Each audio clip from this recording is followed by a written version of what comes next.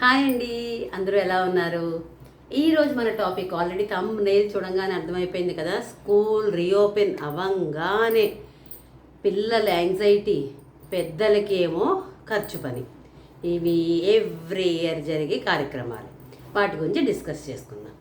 మా పిల్లలంటే school age దాటిపోయి కాలేజెస్కి వచ్చేసి ఇన్ కేసు చెప్పాలంటే యూనివర్సిటీ స్టేజ్కి వచ్చేసారు కాబట్టి ఇలా ఎవ్రీ ఇయర్ కొనాలి అవి ఆ స్టేజ్ దాటిపోయారు. కానీ ఆ స్టేజ్లో ఉన్నప్పుడు మేము పడ్డ కష్టాలు కానీ లేకపోతే మేము పడ్డ అనుభూతులు కానీ ఇప్పుడు పిల్లలు అందరూ లేకపోతే every parent and every kid రుచి చూసే ఆ తీపి జ్ఞాపకాలు కానీ లేకపోతే జరిగే సంఘటనలు కానీ ఒకటి రెండు డిస్కస్ చేసుకుందాం. జనరల్గా స్కూల్ రీఓపెన్ అనగానే పేరెంట్స్కి పెద్ద గుద్దిబండలా తయారవుతుంది. అంటే అదేదో పిల్లలు నెక్స్ట్ క్లాస్కి వెళ్ళిపోతున్నారు ఏంటా అని గుద్దిబండ కాదు.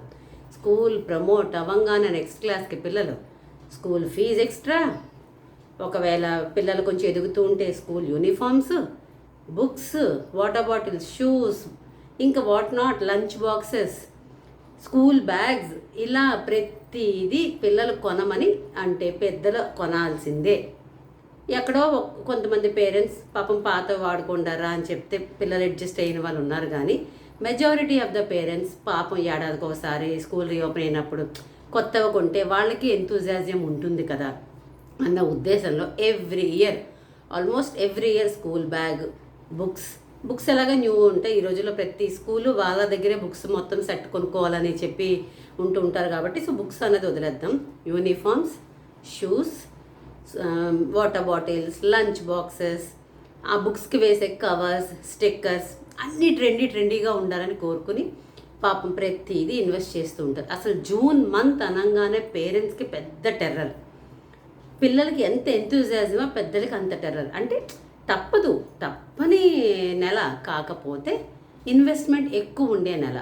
చెప్పాను కదా, స్కూల్ రీఓపెన్ అవ్వగానే స్కూల్ ఫీజెస్ మేది జూన్ది కలిపి కట్టిమండమో లేకపోతే కొన్ని స్కూల్స్ ఏప్రిల్లోనే కట్టించేసుకుంటారు మే ఫీజు కూడా, హాలిడేస్ అయినా కూడా.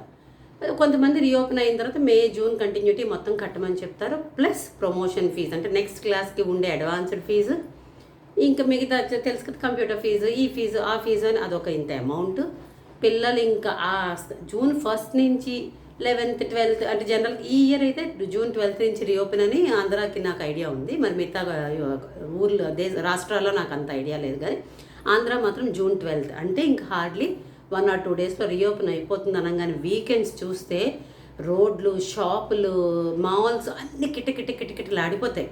పిల్లల ఇన్నర్స్ నుంచి, స్కూల్ బ్యాగ్స్ నుంచి, shoes, water bottles, lunch boxes, ribbons, ఇంకా కాస్మెటిక్స్ అన్నీ ఆడపిల్లలైతే ఇవన్నీ స్కూల్కి సంబంధించినవి అన్నీ కొత్తవి కొనడానికి పిల్లలు పేచి పెడుతుంటే తల్లిదండ్రులు వాళ్ళని వారించి ఈ బ్యాగ్ చిరగలేదు కదా నాన్న, ఈ నెక్స్ట్ ఇయర్కి వాడుకో, ఈ బాటిల్ బాగానే ఉంది కదమ్మా, నెక్స్ట్ ఇయర్కి వాడుకో, ఈ ఇయర్కి వాడుకో అలా చెప్పి సముదాయించిన తల్లిదండ్రులు చాలామంది ఉంటే పిల్లలందరూ అబ్బా కొత్త క్లాస్కి వెళ్తున్నాము సో నాకు అన్నీ కొత్తవే కావాలి అని మారం పెట్టే పిల్లలు చాలామంది ఉంటారు.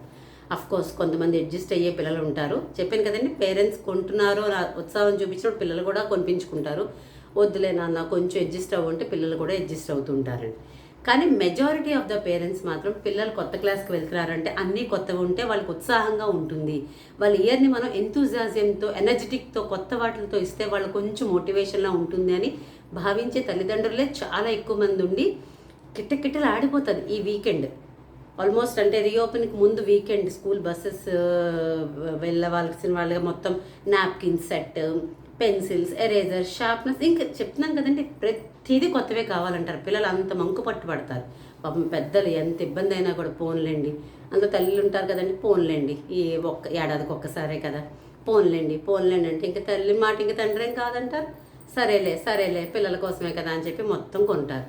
ఇలాగా ఈ జూన్ మంత్ అంతా ఖర్చుల మయంతో ఉంటుందండి పెద్దలకి. ఇక పిల్లలకైతే అబ్బా ఆ బుక్కి ఏ కలర్ షీట్ వేయాలి, ఏ స్టిక్కర్ అంటించుకోవాలి, స్పైడర్ మ్యాన్ బాటిల్ కొనుక్కోవాలా, డిస్నీ ల్యాండ్ వాటర్ బాటిల్ కొనుక్కోవాలా, ఇలాగా ఎన్నో ఊహలు. అంటే మా ఫ్రెండ్ దగ్గర అది ఉంది, అది మించి ఇంకోటి కొనుక్కుంటా అని షాప్కి తిప్పిన పిల్లలు ఉంటారు. ఆ బ్యాగ్ వద్దు, ఇలాంటి బ్యాగ్ కావాలి, రెయిన్ కాసే బ్యాగ్ కావాలి, దానికి క్లిప్స్ ఉండాలి, అవి ఉండాలి, ఇవి ఉండాలి, ఎంతో ఎంతోజాజంతో 4-5 షాపులు తిప్పి పేరెంట్స్ అలసిపోతున్న పిల్లలకు మాత్రం అలుపు ఉండదండి ఇవన్నీ ఎంచుకోవడంలో. అన్నీ ఎంచుకొని కొత్త బ్యాగ్స్, కొత్త షూస్ అవన్నీ సర్దుకొని రెడీ అయిపోయిన పిల్లలు చాలామంది ఈ పాటికి ఉండి ఉంటారు. అయితే ఒక చిన్న రిక్వెస్ట్ అండి, ఇప్పుడు చాలామంది పేరెంట్స్ పిల్లలకు కొంటారని చెప్పాను కదా, పిల్లలు కూడా పాతవి అయిపోతాయి, అలాగని చిరిగిపోవు. జనరల్గా పేరెంట్స్ ఏంటంటే చెప్పాను కదండి, వాళ్ళని మోటివేట్ చేయడానికి కొత్తవి కొంటున్నప్పుడు పాతవి కొన్ని ఉంటాయి. సపోజ్ ఈ ఇయర్ వాడుతున్నవన్నీ పాడైపోయకుండా కొంచెం మంచి స్టేజ్లో ఉన్నవన్నీ తల్లిలు అంటారు, పోన్లేండి కొంచెం అంతా స్టాండ్ బై ఉంచుకుందాం, ఎప్పుడైనా తడిసిపోయినా పొరపాటున ఇప్పుడు కొన్న బ్యాగ్ చిరిగిపోయినా ఇది స్టాండ్ బై ఉంటుందని కొన్ని బ్యాగ్స్ దాచుతాం, బాటిల్స్ దాచుతాం, లంచ్ బాక్సెస్ దాచుతాం, ఇలా ఉంటాయి కదా. అలాగా దాచిన బ్యాగ్స్ మనం అబ్జర్వ్ చేస్తే మన అల్మరాల్లో 2-3 ఇయర్స్గా మనం దాచిన బ్యాగ్సే ఎక్కువ అవుతాయి కొత్తవి కొన్నదానికన్నా. సో అలాంటివి స్మాల్ రిక్వెస్ట్ ఏంటంటే నేను పాటించాను. సో మీరందరూ కూడా వీలైతే, ఇదేదో ఇవి పాటించింది మనం పాటించాలని కాదు, వీలైతే బిఫోర్ లాస్ట్ ఇయర్ లేకపోతే ఆ ప్రీవియస్ ఇయర్ బ్యాగ్స్ ఏమైనా ఉన్నా, బాక్సెస్ ఏమైనా ఉన్నా, అలాంటివి ఏమైనా ఉంటే అసలు కొనుక్కోలేని పిల్లలు ఎవరైనా ఉంటే వాళ్ళకి ప్లీజ్ తీసుకొని వెళ్ళి ఇవ్వండి. ఎందుకంటే మన పిల్లలకు మనం కొత్తది కొన్నప్పుడు ఎంత హ్యాపీ ఫీల్ అవుతామో, మన వాడిందైనా కూడా పాపం ఏమి కొనుక్కోలేని వాళ్ళ పిల్లలకి ఇస్తే అది వాళ్ళకి కొత్తే కదండి, చాలా హ్యాపీ ఫీల్ అవుతారు. వాళ్ళకి అది కొత్త బ్యాగే కదండి, మనం వాడిచ్చేమా ఇంకోటి ఇచ్చేమా అనేది ఆలోచించరు. పొట్టి అయిపోయిన షూస్ కానీ, యూనిఫామ్స్ అంటే పోన్లండి స్కూల్ బేసెస్ కాబట్టి వదిలేసేయండి, కానీ షూస్, బ్యాగ్స్, అలాగే నా చిన్నతనంలో అయితే కదండి నోట్బుక్సెస్లో ఏమైనా పేపర్స్ మిగిలిపోతే అవన్నీ చింపుకొని ఇంత బుక్స్ని కుట్టించుకొని రఫ్ బుక్స్గా వాడుకునేవాళ్ళం. ఒకవేళ ఇప్పటి స్కూల్స్లో అది అలౌ చేయకపోతే అట్లీస్ట్ అలా మిగిలిపోయిన పేపర్స్ అన్ని బుక్స్గా స్టిచ్ చేయించి ఆ పిల్లలకి ఇస్తే, అంటే పుస్తకం కొనుక్కోలేని పిల్లలకి ఇస్తే real it will be a great help అండి. మేము అలాగే చేసేవాళ్ళము.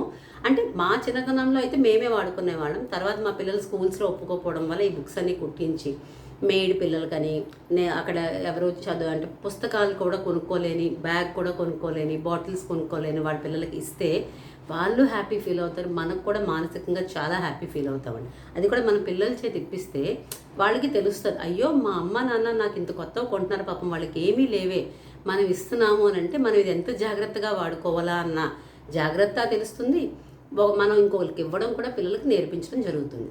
ఇదే కనుక మీకు నచ్చితే, అంటే మీ స్కూల్ డేస్ మీకు ఎలా జరిగాయి, ఇలాగే పుస్తకాలు పేపర్స్ మిగిలిపోతే తీసి కుట్టించుకున్నామా, స్టిక్కర్స్ ఏవి అప్పట్లో ఫ్లవర్స్ అని, డిస్నీ వరల్డ్ అని, స్పైడర్ మ్యాన్ అని, బ్యాట్మ్యాన్ అని, ఇంకా ఇలాంటి స్టిక్కర్స్ పోటీ పడి అన్నా చెల్లి ఉన్న, అక్క తమ్ముడు ఉన్న, అక్క చెల్లి ఉన్న పోటీ పడి నాకు ఇది కావాలంటే నాకు ఇది కావాలని గుద్దులాడుకొని, అంటే బ్రౌన్ కవర్ షీట్స్ బుక్స్కి లేకపోతే న్యూస్ పేపర్స్ వేసుకొని పిన్లు కొట్టుకొని గమ్ములు అంటించుకొని ఈ రోజులన్నీ దాటిపోయాం కదండి. మన పిల్లలందరికీ ఇప్పుడు ఏంటంటే అన్నీ బ్రౌన్ షీట్స్ స్కూల్స్లోనే ఇచ్చేస్తున్నారు. అది కూడా అలా ఇచ్చేసిన స్కూల్స్ చాలా ఉన్నాయంటే వాళ్ళ లోగోతోటి. సో ఇలాంటి రోజులన్నీ మీరు ఫేస్ చేసి అవునండి మాకు ఇలాగే జరిగాయి, మా పిల్లలకి ఇలా చేస్తున్నాము, నిజంగా మా దగ్గర ఏమైనా ఉంటే మేము మిగతా వాళ్ళకి ఇస్తున్నాము అనగానికి పేరెంట్స్ ఎవరైనా ఉంటే ప్లీజ్ కింద కమెంట్ చేయండి. ఈ థాట్ కనుక మీకు నచ్చితే please do like, share and subscribe to ultimate Usha. ఉంటానండి.